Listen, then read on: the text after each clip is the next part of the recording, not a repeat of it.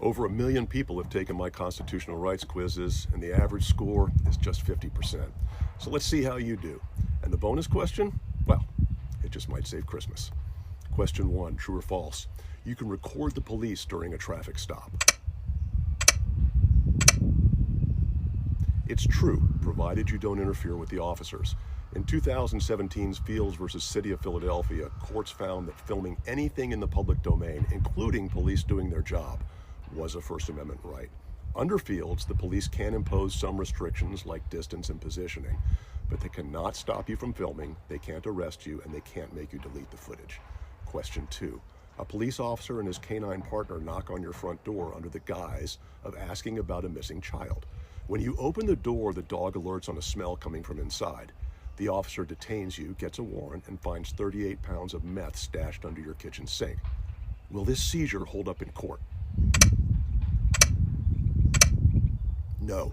In 2013, Florida versus Jardines went all the way to the Supreme Court, where justices clarified the front porch was part of the curtilage of the home, meaning it is just as sacred as the home's interior.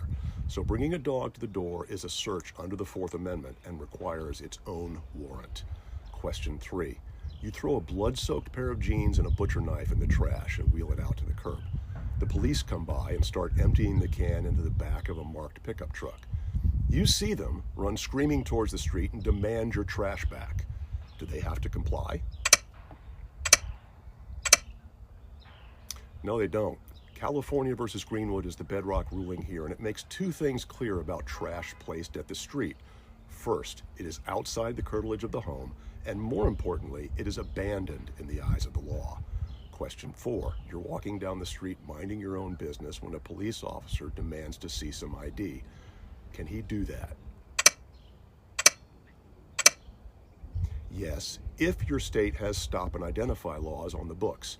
In Hibble versus the 6th Judicial Circuit, the Supreme Court held that a state law allowing the police to verify your name, but nothing more, does not violate the Fourth Amendment so long as the stop is based on reasonable suspicion of criminal activity. Bonus question, true or false? Books make great Christmas gifts. Well, of course that's true, especially if it's one of these books, or both. So happy holidays, everybody, and I'll see you back here in 2026 with more chances to test your constitutional IQ.